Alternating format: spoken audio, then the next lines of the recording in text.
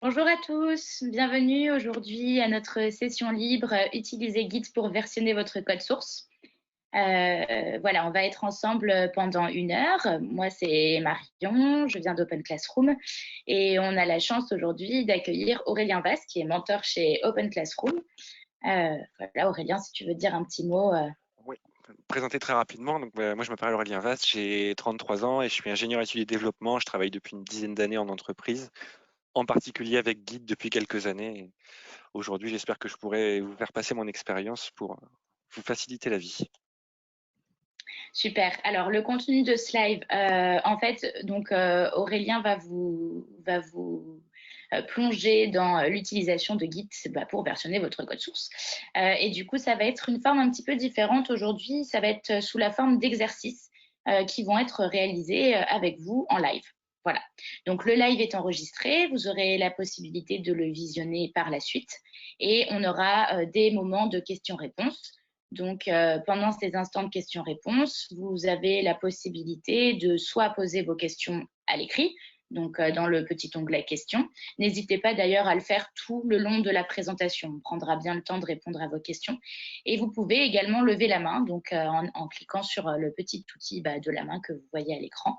Et vous pourrez du coup prendre la parole en live et discuter avec Aurélien. Donc surtout, n'hésitez pas, c'est une chance que vous avez pour ce live. Voilà, bah écoute Aurélien, je te laisse débuter. Ah, alors, moi je ne t'entends pas. Je t'entends plus. Là, est-ce que tu m'entends? Là, oui, là c'est bon. Parfait. Donc, Super. je vais commencer par le sommaire. Tout au début, je vais faire un petit rappel sur Git et GitHub. Normalement, si vous êtes là aujourd'hui, c'est que vous connaissez déjà, mais un petit rappel, ça fait jamais de mal. Ensuite, on va travailler sur 3 exercices. Je vous décrirai les énoncés des exercices au fur et à mesure, comme ça on verra au fur et à mesure sur quoi on travaille. Et ensuite, à la fin, on prévoit un temps questions-réponses, effectivement, pour répondre à vos questions écrites ou ceux qui lèvent la main, comme l'a expliqué Marion. Donc, pour commencer, un petit rappel sur Git et GitHub. Qu'est-ce que c'est? Git, c'est un applicatif qui permet de faire du versionning de code.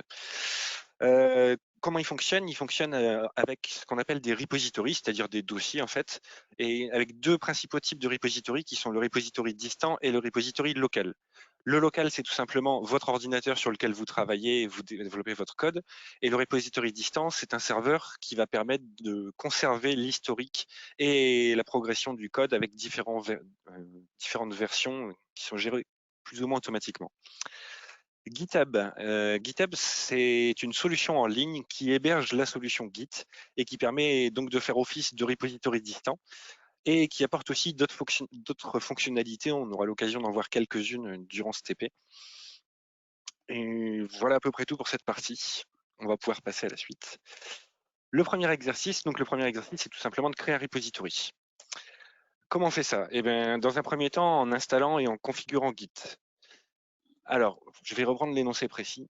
L'énoncé, c'est une entreprise est intéressée par votre profil et souhaite que vous lui présentiez un projet que vous avez réalisé dans le cadre de votre formation Open Classroom ou en cours de développement. Afin de simplifier le partage du code, l'entreprise vous demande d'utiliser Git et GitHub. Pour cela, vous procéderez en 3 étapes. La première étape, c'est tout d'abord d'installer Git et de créer le compte GitHub si ce n'est pas déjà fait.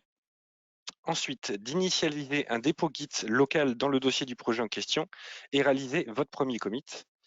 Et enfin, créer votre repository sur GitHub et envoyer votre code. Alors, nous allons commencer le premier exercice. Alors, j'ai prévu un dossier vide pour le moment, il n'y a absolument rien dedans.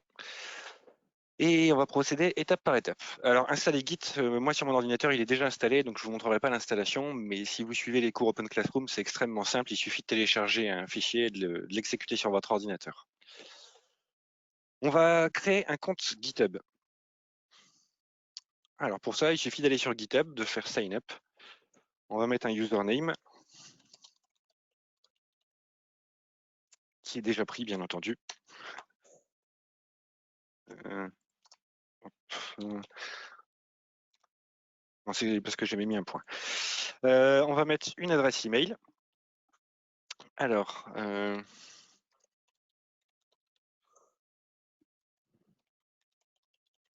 Je vais vous montrer en même temps Yopmail qui est très pratique. Et un mot de passe. Alors, il faut au moins un caractère minuscule et éviter les mots de passe classiques. Voilà. Bon, je vais en trouver un.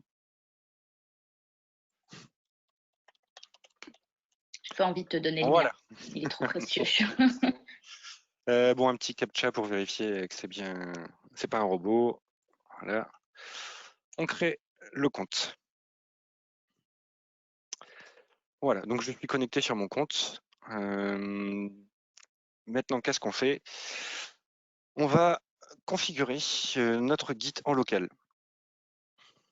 Alors pour ça, il suffit de venir ici.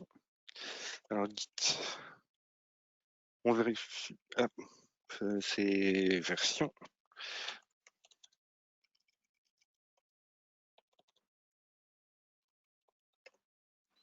Voilà, donc on vérifie bien qu'on a Git installé sur l'ordinateur en faisant git-version. Là, il me précise la version, donc Git est bien installé. Ensuite, on va faire un git config-global user.name Aurélien Vast. Ça permet de définir quel utilisateur va utiliser Git sur ce PC. De la même façon, git config global. Oh, j'ai du mal avec mon clavier ce soir. User.email pour définir l'email qui utilise ce Git sur cette machine. Voilà. C'est la première étape de configuration. Ensuite, on va initialiser le dépôt. Donc là, je suis dans un nouveau dossier dans lequel je vais faire mon projet. Pour initialiser, on fait tout simplement un git init. Voilà.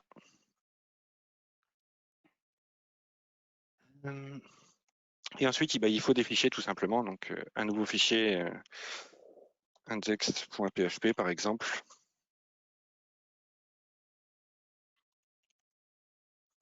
Hop. On va ajouter ce fichier. Alors pour l'ajouter, on peut faire un git add en précisant le nom du fichier. Alors par exemple, git add index.php. On peut aussi décider de mettre tous les fichiers qui ont été modifiés et pour ça, on peut faire git add-a ou git add. Qui vont permettre d'ajouter tous les fichiers. Une fois qu'on l'a fait, on peut faire un git status. Un git status, c'est très pratique à utiliser tout le temps. Ça permet de voir dans quel état est notre repository. Donc là, notre repository, il m'indique qu'il y a un fichier qui est prêt à être commité, c'est le fichier index. Donc on va committer ce fichier avec un git commit -m. Alors pourquoi -m? Parce que le git commit, l'idée, c'est de faire un package avec l'ensemble des fichiers qu'on veut pousser et de lui préciser un commentaire pour dire voilà à quoi correspond l'ensemble de ces fichiers que j'ai modifiés. Le -m permet de préciser après le commentaire qu'on va ajouter, donc entre quotes, premier commit. Si je refais un git status, cette fois-ci, je vois que je n'ai plus de fichiers dans mon repo local, les fichiers ont été committés. Alors, ça ne veut pas dire qu'ils sont encore sur le distance, c'est simplement qu'ils sont dans un package prêt à être envoyé. Pour pouvoir les envoyer, on va aller sur GitHub, on va créer un nouveau repository. Donc ici, je suis sur mes repositories, je fais new, et mon email n'a pas été vérifié. C'est là, je vais pouvoir vous montrer Yopmail. Yopmail, c'est un service de mail jetable en fait qui permet d'utiliser des mails. Comment dire? On peut utiliser n'importe quel type de mail. On vient saisir ici le mail qu'on a utilisé et on va recevoir les mails. Alors, il faut faire attention parce que si on utilise quelque chose comme test, on va voir qu'il y a beaucoup de personnes qui l'utilisent et c'est pas très pertinent. Alors moi, j'ai utilisé Wally.vast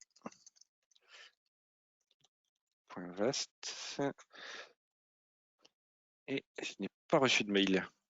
Ça va pas être pratique.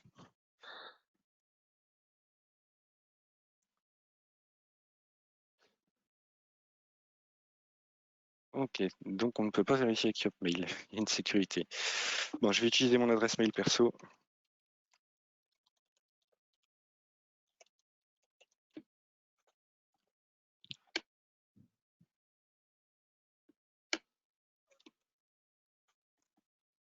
il est déjà utilisé. Ça va pas être pratique. J'avais pas prévu ça. Est-ce que tu veux mon email? T'as pas de compte GitHub? Non. Vas-y, on va essayer avec ton email. Alors, Marion Maulave, Maulave, @gmail.com.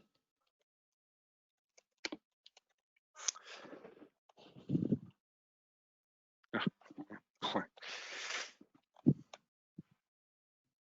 Ouais, donc tu vas recevoir un email normalement avec un lien, il suffit de cliquer dessus pour activer le compte.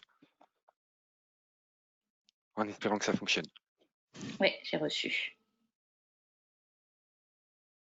Je vérifie.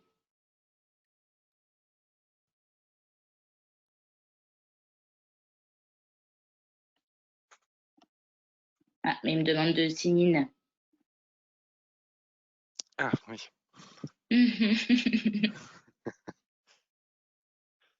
Hmm. Alors, on a Patrice qui nous dit par la console. Non, je ne sais pas si. Non, l'idée c'est de pouvoir vérifier que l'adresse mail que j'ai donnée à GitHub est une adresse mail valide pour éviter la création de comptes en série par des robots, ce genre de choses. Donc normalement, je pense qu'il faut passer obligatoirement par le mail. Alors, on va s'en sortir, il va juste nous falloir une petite minute.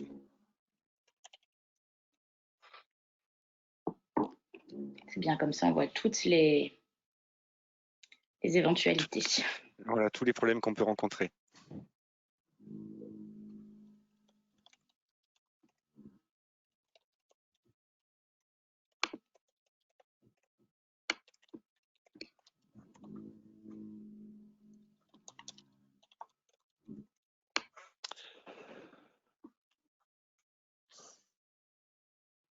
Alors.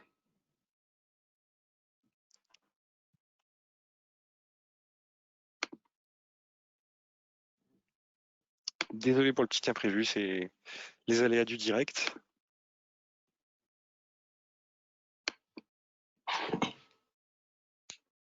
Hop.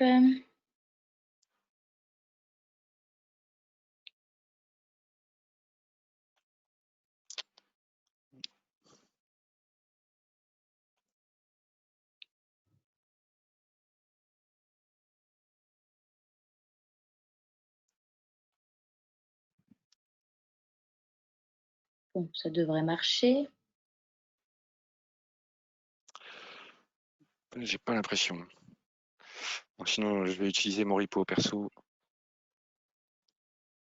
Non, mais attends, hop. J'essaie de me reconnecter peut-être.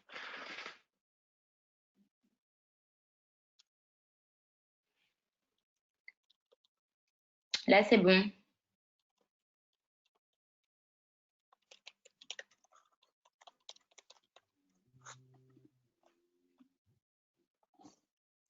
Ah, j'ai oublié un N.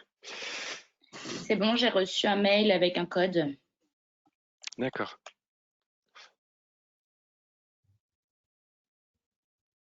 Et il dit d'activer avec le code peut-être? Oui. Ce que je vais faire.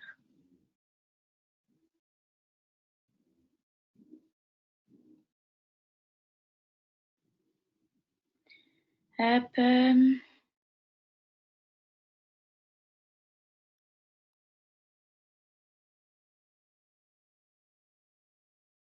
C'est bon.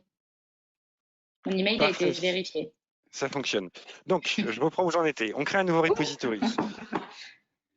Donc, je crée un repository, je lui donne un nom. Alors, il faut que le nom soit disponible parce que on ne peut pas créer plusieurs repositories avec le même nom.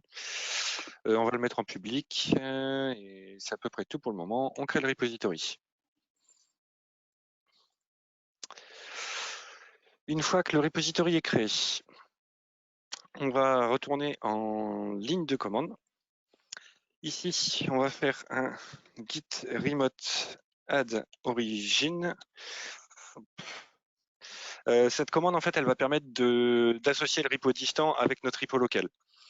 Il faut lui préciser tout de même quel repo on va utiliser. Donc github.com/identifiant, je ne me souviens plus ce que j'ai mis. Aurélien Vast.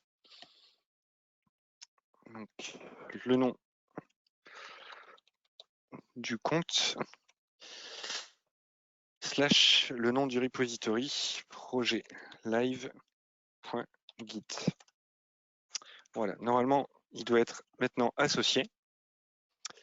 L'idée maintenant, c'est de pousser le commit qui a été préparé. Pour pousser un commit, il faut faire normalement juste git push. Alors si on fait juste un git push, ici, il va nous dire il y a un problème parce que la branche n'existe pas encore. C'est tout simplement que notre branche en local, elle n'existe pas sur le repo distant. Pour ça, il suffit de reprendre la commande qui est ici, donc git push setupstream origin master, qui va créer la branche qu'on a en local sur le repo distant, sur celui qu'on vient de paramétrer. Là, je n'ai pas les droits.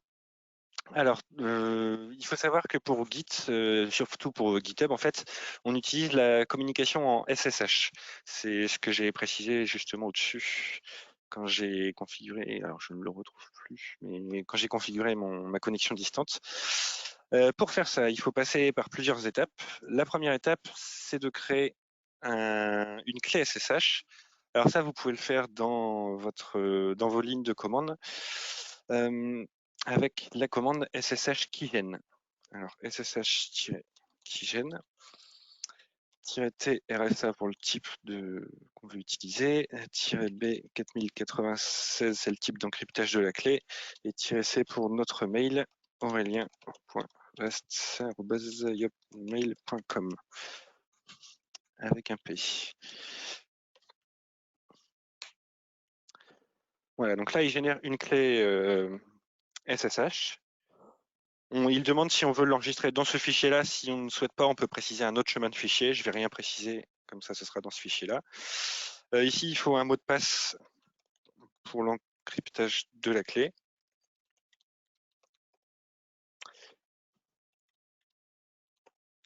Voilà, la clé est générée. Donc, je vais pouvoir la retrouver dans mon dossier.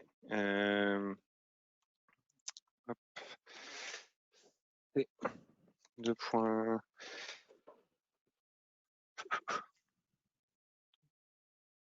Utilisateur.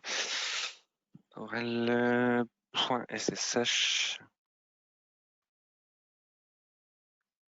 Voilà. Donc, dans mon dossier ici, je retrouve la clé. Donc, on se retrouve normalement avec deux clés, une clé publique, une clé privée.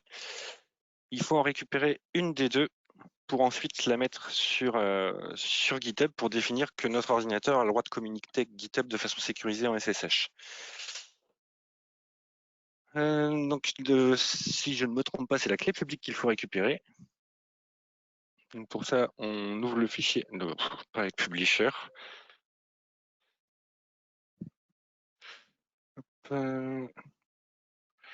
Ouvrir avec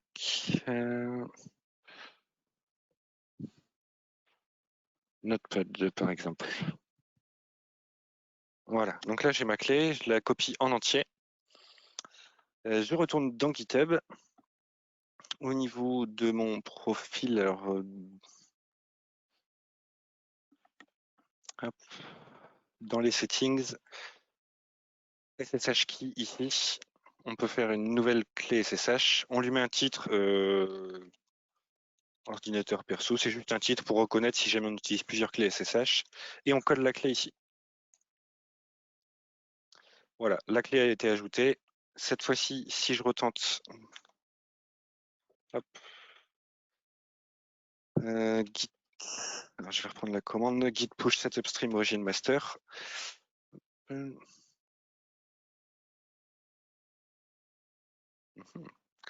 n'en veut pas parce que je l'ai mal écrit tout à l'heure.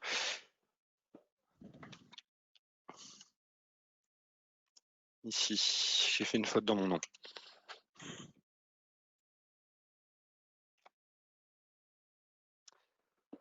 Ok, ça va être ennuyeux. Je vais devoir recommencer. J'ai fait des bêtises avec mon dossier cette fois-ci. Alors, nouveau dossier.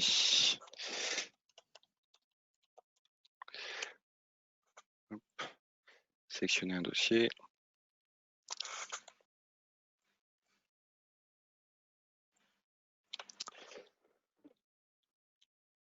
Je reprends les étapes. Donc, nouveau fichier.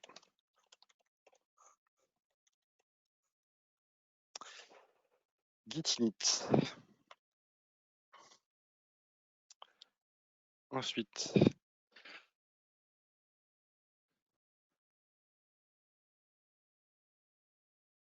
je suis désolé, je suis un peu perdu. Je m'attendais pas à tous ces soucis. Je vais reprendre.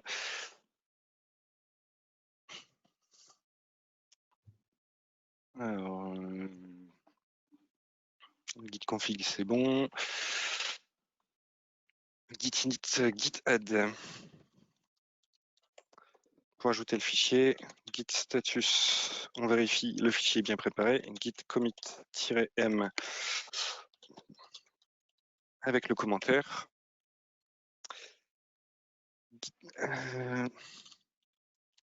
On rajoute en se trompant pas dans ce qu'on écrit. Il faut faire attention parce que ça, en fait, ça va lier le repo local au repo distant. Et si on fait une faute de frappe comme je l'ai fait tout à l'heure, et ben les deux repos sont liés. Et après, il faut aller annuler cette liaison pour recommencer. Et ça peut être un peu compliqué. Hop. Le git push avec setup stream origin master. Je n'ai pas les droits parce que je n'ai pas remis la clé SSH. Non, c'est pas un git repository. Bon, je ne sais pas pourquoi ça fonctionne pas. Quand c'est comme ça, il y a une autre manip qu'on peut faire, qui est tout simplement d'aller sur son repository. Ici, le projet.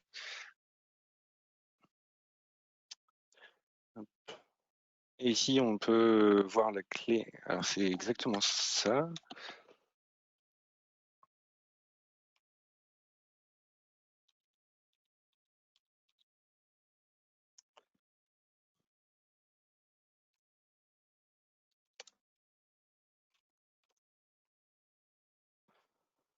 Bon, je vais à nouveau bloquer.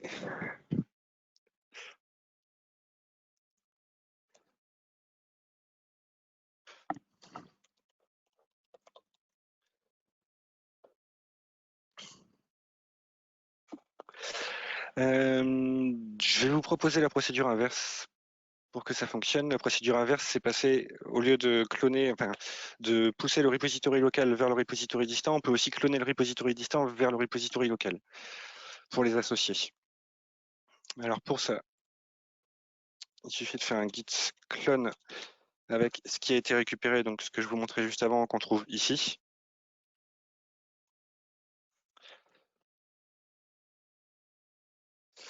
Voilà. Donc là, cette fois-ci, normalement, ça devrait être bon. Je reprends mon fichier index.php.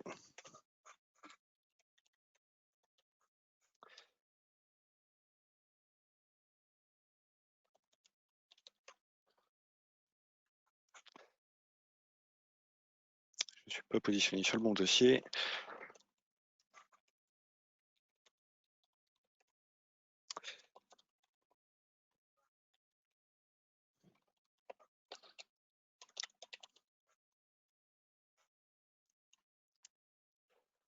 Oui.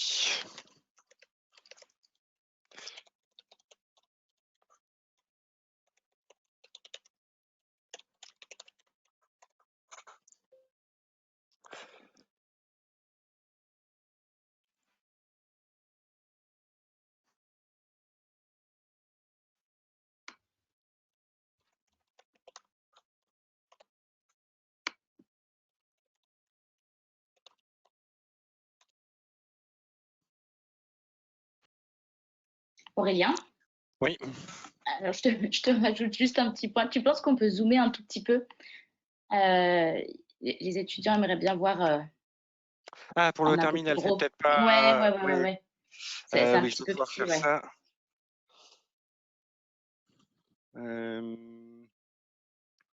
Ici. Voilà. Est-ce que c'est mieux comme ça?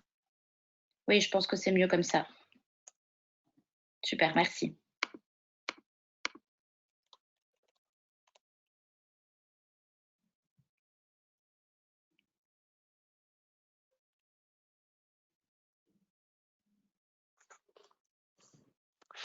Et je rencontre encore des problèmes avec GitHub. Bon. Je vais utiliser mon repo perso parce que je suis désolé, on perd un peu de temps et Et il y a une j'arrive petite pas à m'en question sortir. entre-temps. Je Oui, sais pas si tu peux réussir à y répondre en même temps. Euh, Quelles sont les différences entre une clé HTTP et SSH? c'est le protocole de communication qui est différent en fait, tout simplement. Quand on va utiliser une clé HTTP, ça va communiquer via le protocole HTTP, et quand on utilise une clé SSH, ça communique en SSH. Ok, C'est à peu près tout. Après, le fonctionnement derrière reste à peu près le même. C'est plus pour des questions de sécurisation, quel protocole on souhaite utiliser. merci.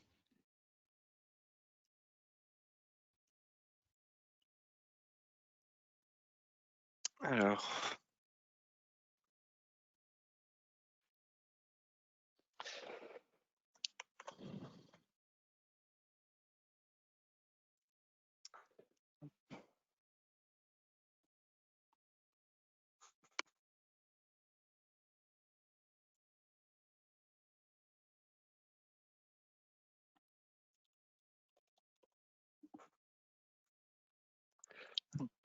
je recrée mon repository. Cette fois-ci, je suis sur mon compte perso.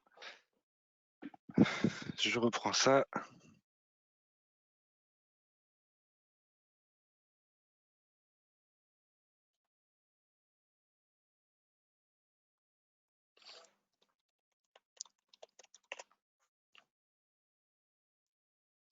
Hop.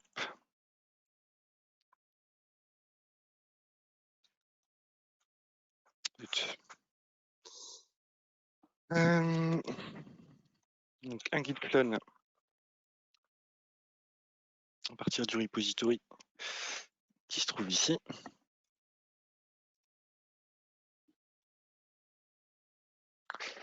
Ok, j'ai mon repository. Alors, juste la petite différence quand vous faites un git clone, c'est qu'il va créer un dossier dans le dossier dans lequel vous êtes. Et c'est ce dossier-là donc, qui se trouve ici, qui m'a été créé, qui va être votre repository local et non pas le dossier général dans lequel vous vous trouvez. C'est pour ça que je suis obligé derrière de faire un CD pour me positionner sur le dossier afin de pouvoir avoir les commandes git.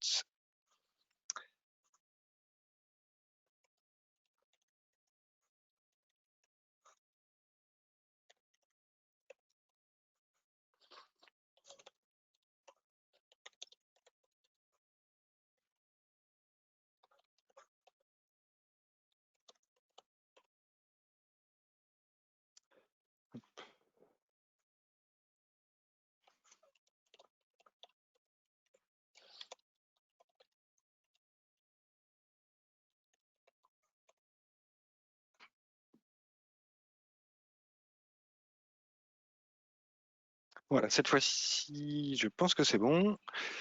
Je vais vérifier. Ici, voilà. Donc cette fois-ci, sur mon repository, j'ai bien mon fichier qui a été poussé. Une fois que j'ai fait le git push.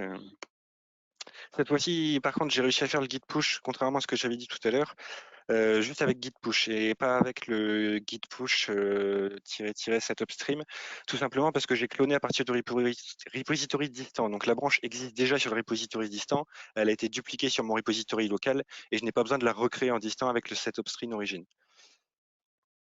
Donc, on va reprendre l'exercice là où on en était. Dans la suite de l'exercice, l'idée, c'est de créer un fichier readme.php.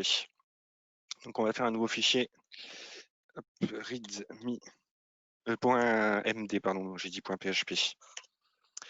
Dans ce fichier, tout simplement, on va mettre quelques commentaires.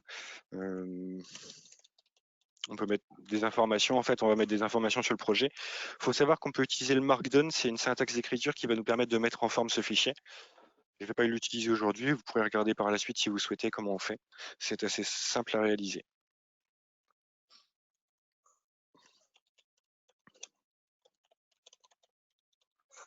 Voilà.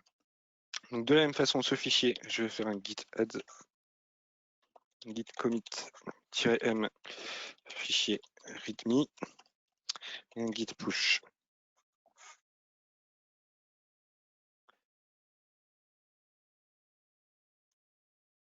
Voilà, et j'ai mon fichier readme qui se trouve donc ici sur mon repository distant.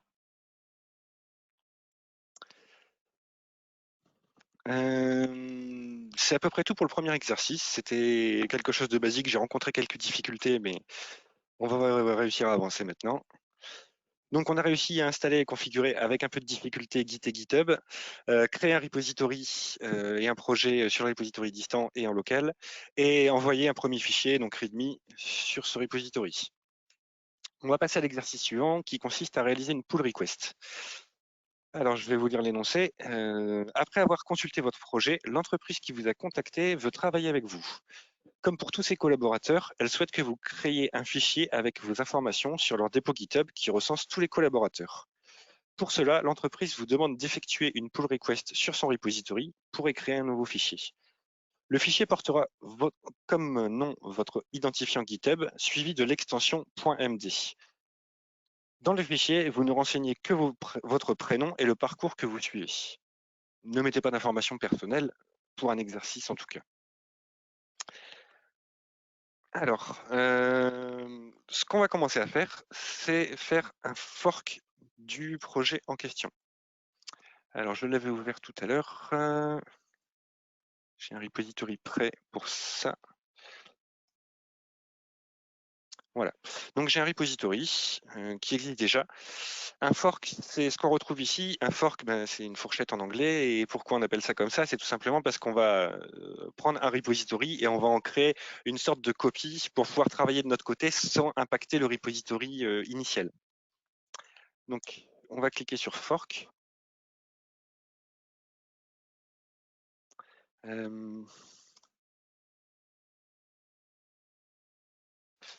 On retrouve ici donc le fork de ce repository avec exactement les mêmes fichiers et tout ce qui avait été créé par l'auteur original. On peut maintenant le cloner. Donc cette fois-ci, une fois que le repository existe déjà, on va retrouver ici la commande clone, donc en SSH ou en HTTPS. Il suffit de copier, de se repositionner sur le dossier parent et faire un git clone. Hop. Voilà. Là, il m'a bien créé un dossier en plus avec les fichiers en question. L'idée ici, comme on l'a dit juste avant, c'est de créer un nouveau fichier. Vu qu'on travaille sur un projet où potentiellement il y a plusieurs personnes, là, on va commencer par créer une branche. Alors, il y a deux façons de créer une branche. On peut soit faire un git branche en précisant après ici le nom de la branche. Et si on fait ça, après, il faut faire un git checkout avec le nom de la branche pour pouvoir se positionner sur cette branche et travailler. Il y a une commande qui permet de le faire, au lieu de le faire en deux commandes l'une après l'autre, de le faire en une seule commande, qui est le git checkout. Donc, comme je vous l'ai dit, qui permet de se positionner sur une branche. Mais si on rajoute l'option -b, ça veut dire créer cette branche et se positionner dessus. Donc, je vais créer ma branche. Je vais l'appeler avec mon nom et prénom, par exemple, étant donné que c'est moi qui vais travailler dessus.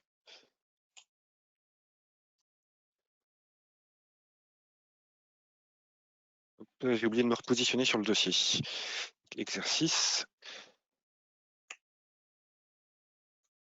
Voilà, donc là, normalement, il m'a créé une nouvelle branche. Il aurait dû me switcher dessus. Git status. Git status, ça permet aussi de voir sur quelle branche on est positionné. Là, je vois que je suis sur la branche Aurélien Va et non plus sur la branche master. À partir de là, je vais créer mon fichier comme ça a été demandé. Donc, je vais faire un nouveau fichier aurélien.md. Dans ce fichier, je vais y mettre un contenu. Donc, tout simplement, je vais faire comme j'avais fait précédemment. Je vais mettre mon nom, mon prénom. Et mon profil, donc Mentor Open Classrooms. Je l'enregistre. Je reprocède comme j'ai fait tout à l'heure, donc avec un git add pour ajouter le fichier, un git commit-m ajout de mon fichier et un git push. La branche n'est pas créée en distant, étant donné que je l'ai créée en local. Donc je vais faire un git push set upstream origin Aurélien Va pour lui dire de créer la branche en distant et de pousser dessus. Je ne sais pas pourquoi il m'affiche une erreur à chaque fois, mais ça fonctionne quand même. Je regarderai ça après. Voilà, je retourne sur mon repository. Là, cette fois-ci, le fichier n'a pas été ajouté. Pourquoi? Parce que c'est un fork en fait, donc je ne peux pas non plus ajouter des choses comme je veux. Par contre, il me dit, attention, il y a une nouvelle branche qui a été créée, et je peux cliquer ici pour faire un compare et pull request. Qu'est-ce que ça va changer la pull request? Ça va changer qu'on peut avoir des contraintes de validation derrière. Et donc, la personne qui a créé le repository d'origine dit si oui ou non il accepte la pull request que j'ai fait. Donc, en fait, je propose un ensemble de fichiers et de modifications. Et c'est à la personne du repo d'origine de dire ensuite si elle veut valider ou non cette modification. Donc là, on retrouve mon commit avec le nom de commit que j'ai fait. C'est un nom qu'on peut mettre pour la pull request. Quand il y a plusieurs commits, on ne va pas nécessairement réutiliser le même nom. On peut le changer si on le souhaite et rajouter un commentaire. Et ensuite, il suffit simplement de faire create pull request. Voilà. La pull request a été créée. Maintenant, il manque juste une validation pour que ces fichiers soient... Voilà, ils ont été émergés into Emric Master. Et il manquera une validation pour pouvoir valider par la suite. On a vu la pull request, on va passer à la suite. Il faut juste que je retrouve mon diaporama ici.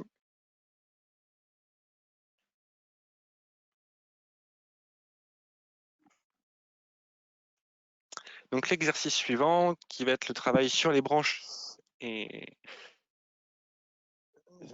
sur les historiques. L'énoncé cette fois-ci, c'est voici quelques semaines que vous êtes intégré dans l'entreprise. Toutefois, vous avez remarqué que le processus d'onboarding pouvait être amélioré. En collaboration avec l'entreprise, vous êtes en charge de la création d'un dépôt Git contenant toutes les informations que n'importe quel nouveau collaborateur doit avoir à son arrivée, c'est-à-dire la description de l'entreprise, la liste des collaborateurs, les postes associés, etc. Il va y avoir quelques contraintes tout de même. Le dépôt sera versionné avec Git et GitHub, comme on l'a fait jusqu'à présent. Les fichiers créés seront tous en .md. À chaque étape, on devra effectuer un commit et envoyer des modifications sur GitHub.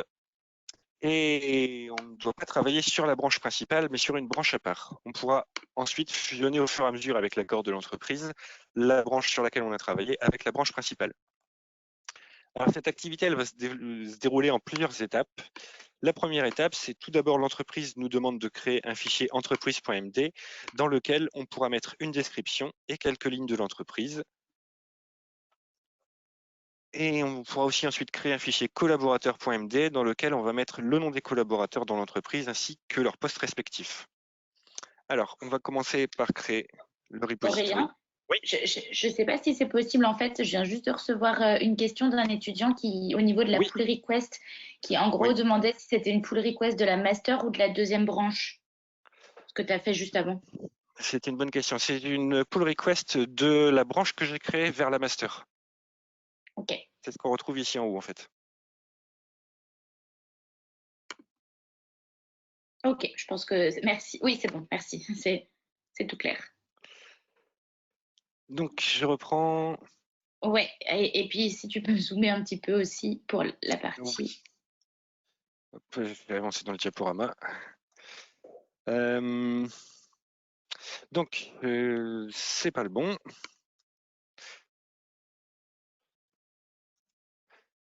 C'est pas ça non plus. J'ai perdu mon fichier.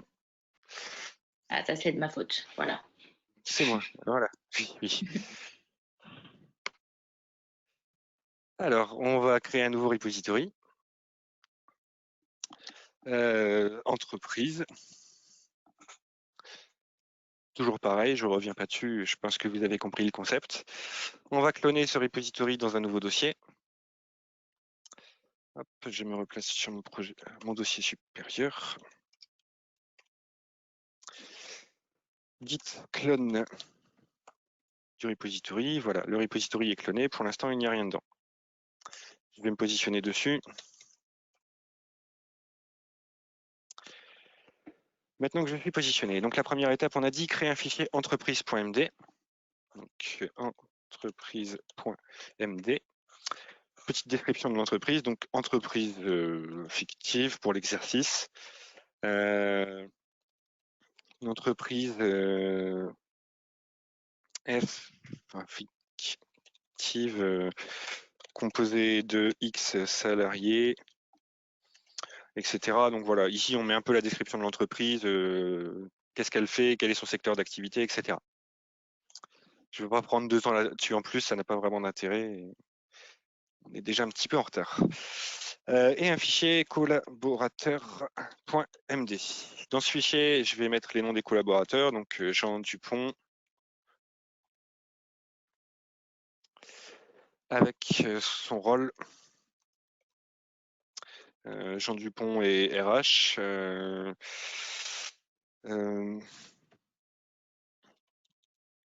Marine Dufour, qui est développeuse. Voilà.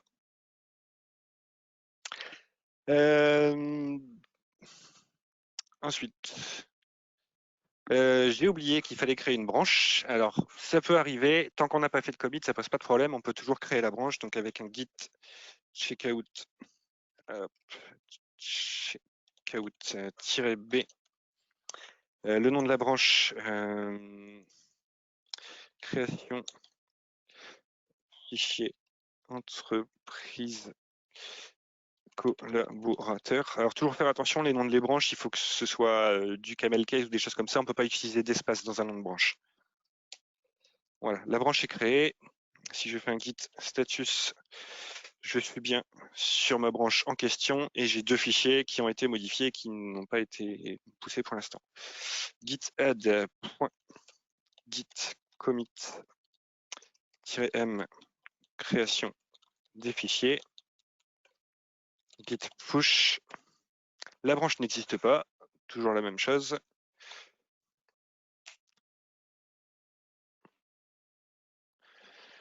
Voilà. Et on retrouve donc mes 2 fichiers ici qui viennent d'être poussés il y a 15 secondes. Étape 2. L'entreprise vous demande maintenant d'ajouter un fichier vie en entreprise.md dans lequel vous mettrez les règles de l'entreprise, horaires de travail, demande de congé, etc.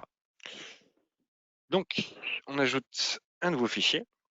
Alors, dans l'idée, là, on n'est plus sur la branche créer fichier entreprise collaborateur. Ce qu'il faudrait faire, c'est fusionner. Après, on le fera à l'étape après. Là, on va rester sur cette branche-là pour l'instant. On est encore sur de la création de fichiers pour l'entreprise. Donc, nouveau fichier. Vie en entreprise.md. Donc, la vie en entreprise, les horaires de travail. Hop. Les demandes de congé avec la procédure, etc.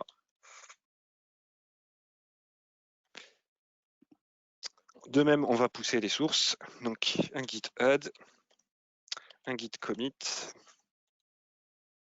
ajout du fichier de vie en entreprise et un git push. Là, cette fois-ci, je peux faire un git push étant donné que la branche existe sur le repo distant. On vérifie simplement. On a bien les 3 fichiers.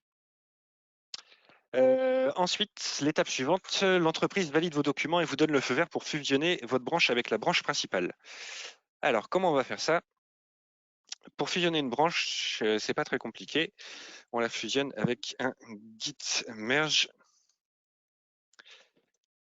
Pardon, j'ai oublié une étape. En fait, il faut d'abord se positionner sur la branche sur laquelle on veut fusionner. Donc ici, c'est la branche master.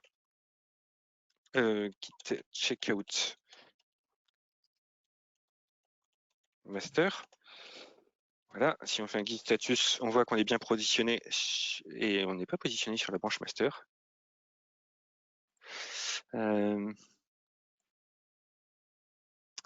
Parce qu'elle n'a pas été créée. J'aurais dû la créer avant.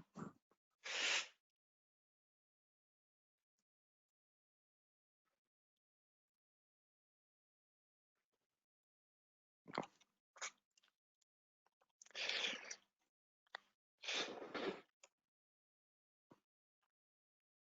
Voilà, donc je suis positionné sur la branche master que je viens de créer. On va faire un git merge de la branche que l'on veut fusionner avec notre branche master. Donc création, origine, hop, slash création fichier entreprise collaborateur.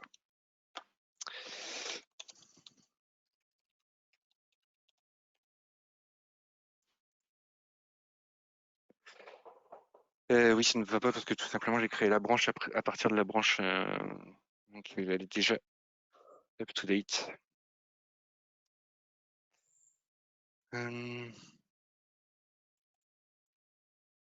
Bon, je vais faire autrement.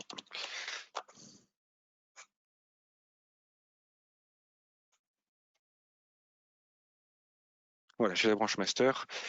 Je vais me repositionner sur la branche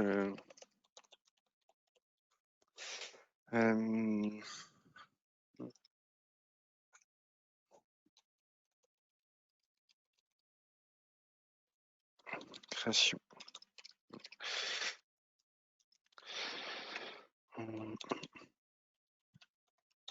Je vais le copier, ça ira plus vite. Alors, je vais juste vérifier. Il me dit que la branche n'existe pas.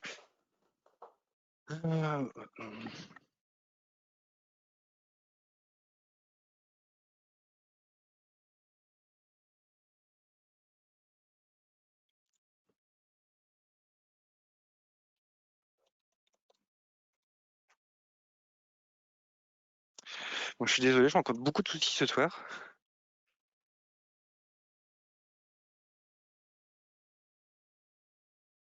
Ça nous montre la vraie vie. Oui, voilà. On rencontre souvent des soucis. Alors, je vais faire autrement. Je vais retirer une branche.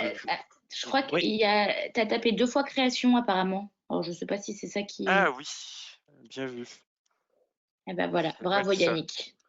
Merci Yannick. Je vais aller vite. Ouais, Et ça. du Moi, coup, je ça ne tape fait pas pas attention. grand-chose finalement. Mais... Voilà, donc je suis bien sur ma branche création. Je vais remodifier un fichier, comme ça j'aurai une différence entre ma branche création et ma branche master. Je vais rajouter Pierre, je ne sais pas. Voilà. Directeur. Donc je vais repousse git commit-m ajout d'un collaborateur et git push. Voilà, cette fois-ci, je dois bien avoir une différence entre mes deux branches. Si je regarde ici, mon fichier collaborateur, j'ai bien le directeur en plus. Si je me repositionne sur la branche master, mon fichier collaborateur, je n'en ai que deux. Donc on voit bien qu'il y a une différence entre les deux branches. C'est ici qu'on va faire le git merge. Donc je me repositionne sur la branche sur laquelle je veux merger, donc git checkout master. Et ensuite git merge création. Je vais recopier. Voilà. Là, il m'a fait un git merge. Il me dit qu'il y a eu 2 plus et un moins. Le moins, ça doit être que j'ai supprimé le passage à la ligne à la fin. Donc 3 modifications sur le fichier. Maintenant que le git merge est fait,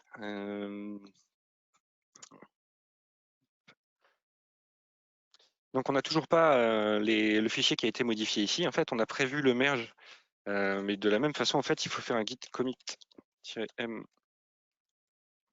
merge vers master et un git push.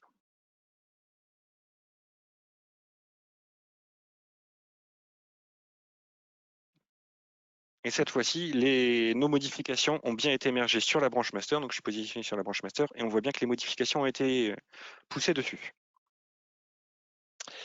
L'étape suivante. Il n'en reste pas énormément, on va y arriver. Un nouveau collaborateur arrive dans l'entreprise. Donc collaborateur Simon Toussaint, qui est community manager. De la même façon, alors j'aurais dû créer ma branche, donc git checkout-b ajout collaborateur. Git status, on voit bien le fichier sur ma branche. Git commit, j'ai pas fait le git add, je crois, non. Git add point, git commit m. Alors c'est très répétitif, mais c'est le git add, le git commit et le git push, c'est les actions qu'on va faire le plus souvent quand on va utiliser du git. Ajout de Simon. Git push, ma branche n'existe pas.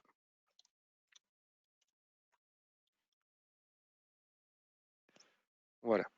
Donc là, normalement, je devrais avoir une nouvelle branche ici, qui est ajout d'un collaborateur, dans lequel on retrouve le fichier avec une personne en plus. Étape suivante, un autre employé arrive. Aurélien, est-ce que tu peux mettre ta barre de tâches Windows en fixe? Oui, je peux. C'est énervant, c'est une mauvaise habitude.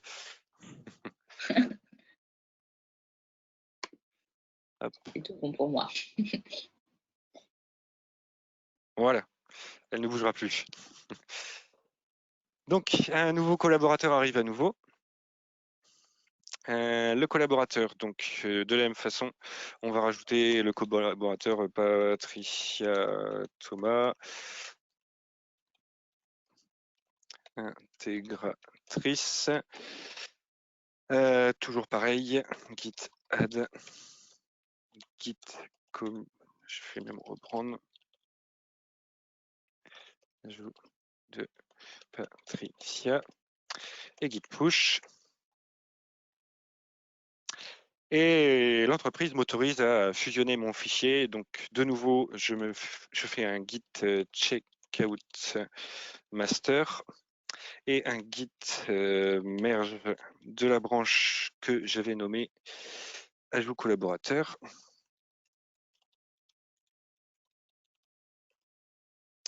Un git commit -m merge ajout collaborateur vers master et un git push. Et on va arriver à la dernière étape de l'activité. Donc tout d'abord, on vérifie notre master, le fichier a bien été modifié avec toutes les informations.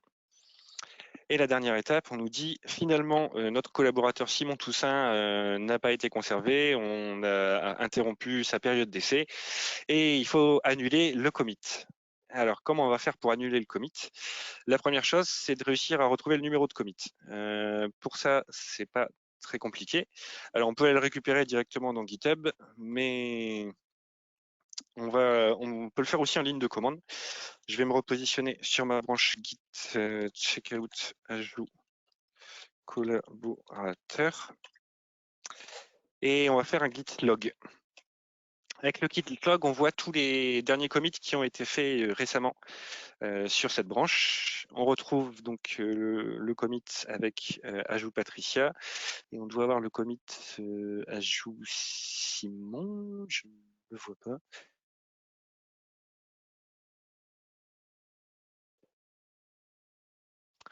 Ça doit être celui-ci. Ce qu'il nous faut, c'est récupérer le numéro de commit. Donc, c'est le numéro qui se trouve ici. C'est un numéro autogénéré qui permet à Git, surtout à GitHub, de gérer les différentes versions du code qu'on pousse. Hop, on fait CTRL-C pour sortir du git log. Et pour pouvoir annuler, il suffit tout simplement de faire un git revert en collant le numéro de commit.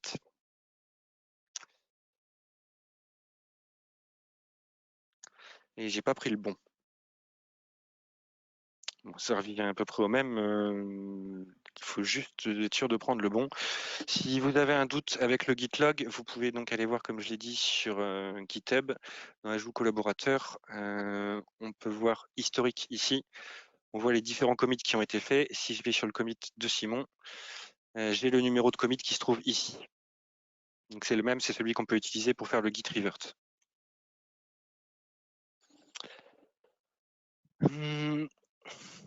Qu'est-ce qui se passe? Quand on fait le git revert, il nous indique qu'il y a normalement un conflit, sauf que j'ai pas fait le bon.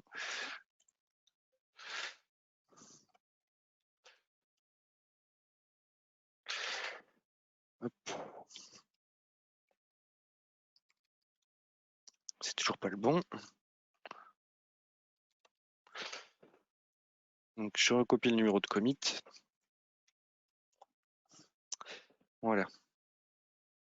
Il me dit donc qu'il va annuler le commit ajoute Simon.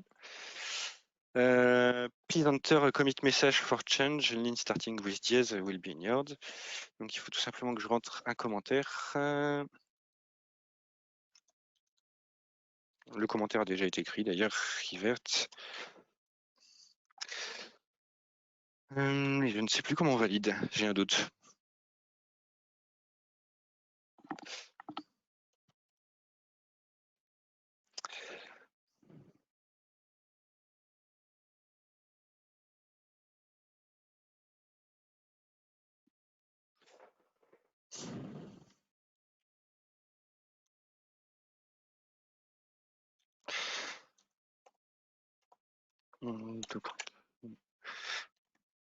Ah, je ne vais même plus le quitter.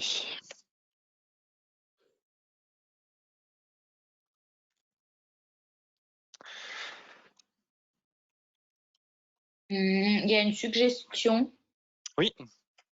C'est deux points, vous vous moquez pas de moi, 2 points de WQ pour la commande Vim. Oui, mais je suis pas sur Vim, je suis sur Windows. C'est 2 points Q pour quitter. Mais même quand je le fais, ça ne veut pas. C'est ça qui me perturbe. Alors, CTRL-C. Ah, ça y est, j'ai retrouvé. Bien essayé, Raphaël. Je pense.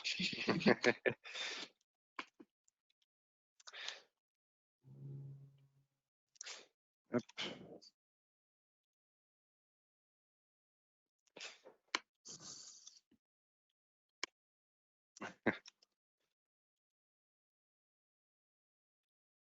J'y arrive pas à le quitter.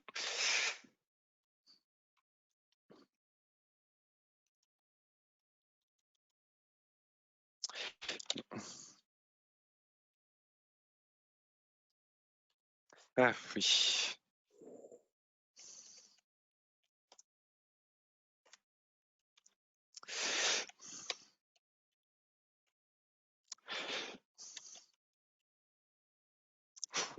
Je suis désolé.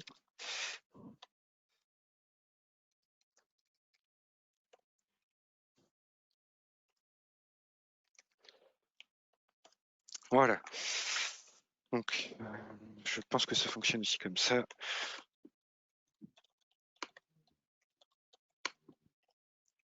Voilà, cette fois-ci, il le fait sans me demander de taper le commit dans la ligne de commande.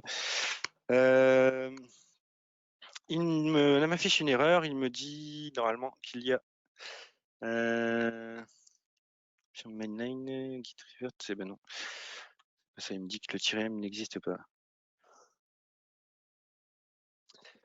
Bon, je sens que je vais pas arriver jusqu'à la fin.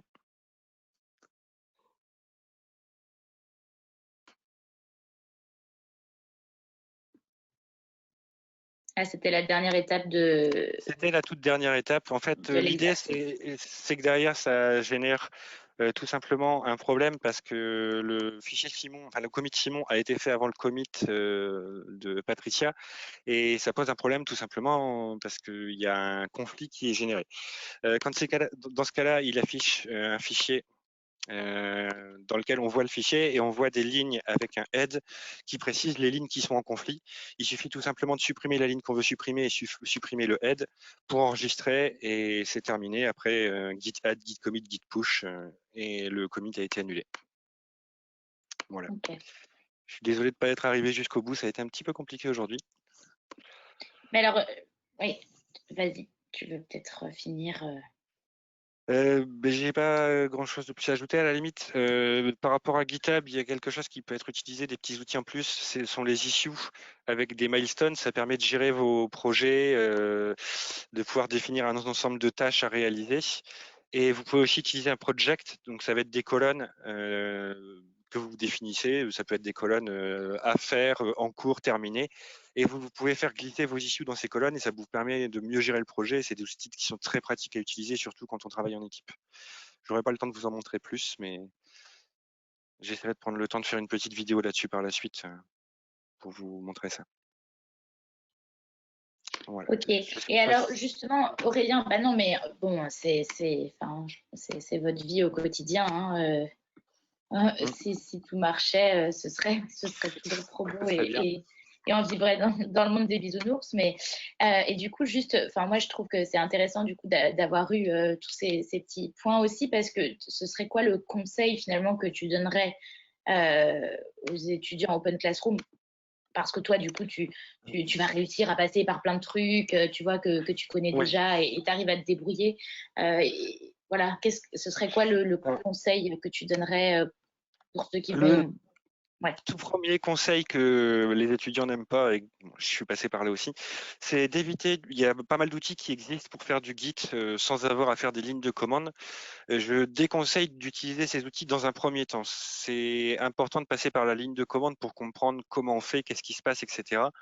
Et une fois qu'on a compris justement l'utilisation de GitHub et de Git et les différentes fonctionnalités qu'on peut utiliser, là on passe à un outil qui va nous faciliter un peu le travail.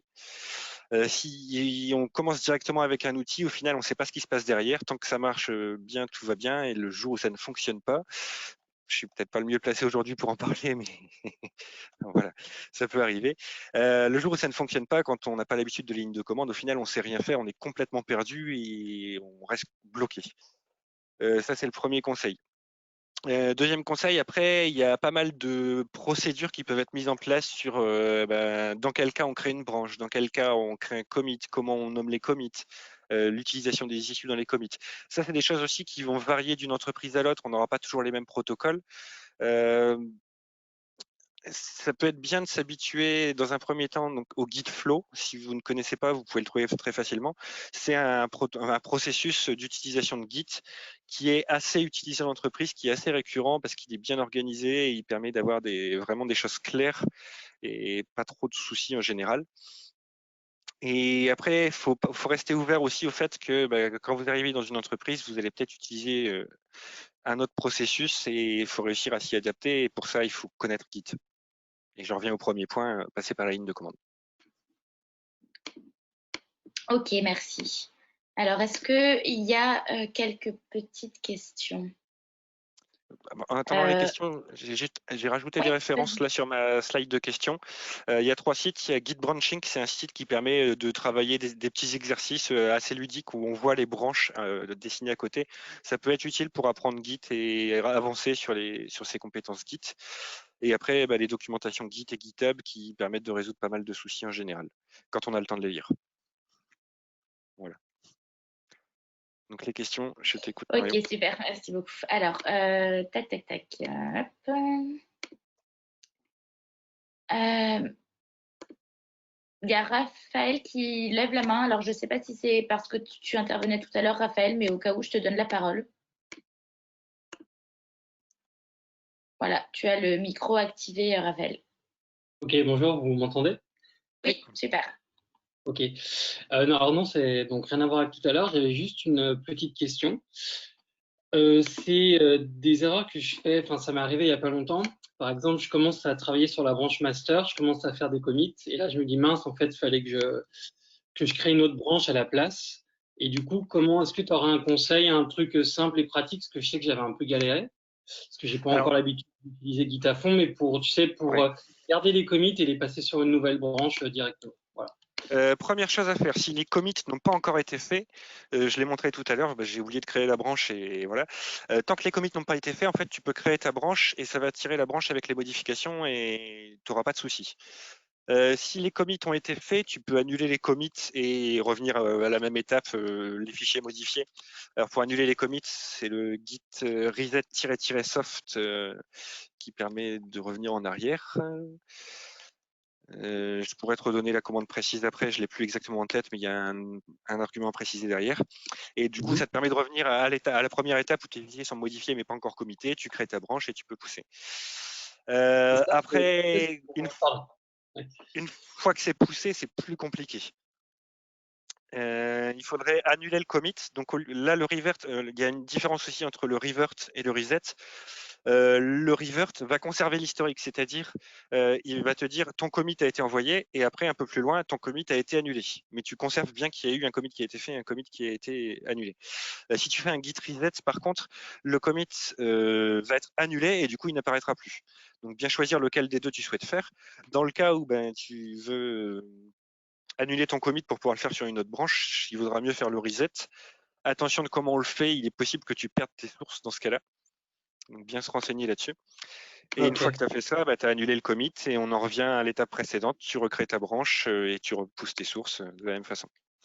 La meilleure solution, ouais, et dernier point, la meilleure solution pour ne pas avoir ce problème, c'est de prendre un fichier texte et s'écrire une procédure de quand je travaille, je commence une nouvelle fonctionnalité, je crée ma branche, je fais ça étape par étape. Et d'essayer de s'y plier, c'est un peu contraignant au début, mais après on prend vite l'habitude. Ok. Et même si tu as par erreur fait déjà plusieurs commits sur le master, la commande avec reset, ça peut fonctionner, peu importe si Oui. tu es déjà en avance de plusieurs commits. D'accord. Oui, mais par contre, il faut essayer de voir pour annuler les commits dans l'ordre décroissant, c'est-à-dire du dernier qui a été fait du plus récent au plus ancien. Sinon, tu vas avoir des problèmes de conflit à chaque fois, potentiellement. Ok. Ah oui, ok. Bon, bah, merci beaucoup alors. Et après, malheureusement, si ça arrive des fois aussi, je devrais pas dire ça, mais ça arrive en entreprise qu'on le fasse. Tant pis, on laisse sur le master et on fait pas la branche, mais c'est une mauvaise pratique qu'il faut éviter de faire, qu'il faut éviter de répéter. Ça peut arriver occasionnellement, c'est pas toujours dramatique. Et voilà. D'accord, ok. Bah, merci beaucoup en tout cas pour l'explication. Merci Raphaël. Est-ce qu'il y avait d'autres questions? Alors, il y a personne d'autre qui a levé la main. Par contre, il y avait pas mal de questions au final au fur et à mesure auxquelles tu as déjà répondu.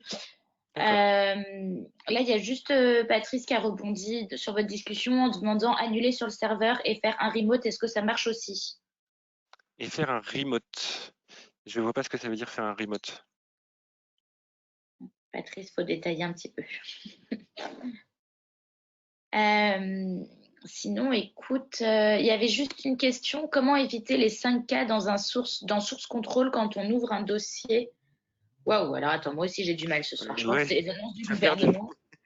Alors, comment éviter les 5 cas dans Source Control quand on ouvre un nouveau dossier dans VS Code?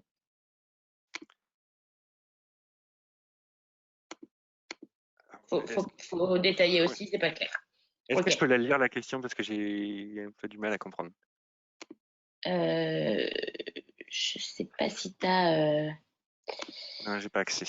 Non, si tu n'as pas accès. Alors attends, entre-temps, Patrice nous a répondu en gros, pour lui, faire un remote, c'est repomper la modif du serveur sur le local. Oui, mais dans ce cas-là, on conserve l'historique quand même, à moins de faire un reset. J'ai un doute. C'est pas le genre de choses que j'ai l'habitude de faire, donc je me renseignerai et j'essaierai de répondre ça après. Ok, ça marche. Et du coup, François, pour l'histoire des 5K, on ne comprend pas non plus, mais du coup, tu peux le reposer la question par la suite dans le survey qui va être partagé. Ok, bah écoute, c'est tout bon. Voilà, on est sur la fin du live, donc le replay sera partagé au même endroit que d'habitude sur la bibliothèque du groupe Workplace OC Webinaire. Vous allez aussi le recevoir par email dans 24 heures. Il y a une enquête qui va vous être partagée, donc voilà, n'hésitez pas toujours, comme d'habitude, à nous donner vos retours, les améliorations sur le format qu'on peut faire dans ces webinaires. Si vous avez des thèmes que vous souhaitez voir abordés, on compte sur votre avis. Voilà, merci beaucoup Aurélien. C'était sport, mais c'était un peu compliqué, mais c'était intéressant d'avoir justement aussi cette. Tu vois, il y a même un étudiant qui vient d'écrire merci Laurent, les problèmes du début ont été tout aussi intéressants que la suite. Donc voilà. Je vous souhaite une bonne soirée à tous et puis à bientôt pour un nouveau live session libre.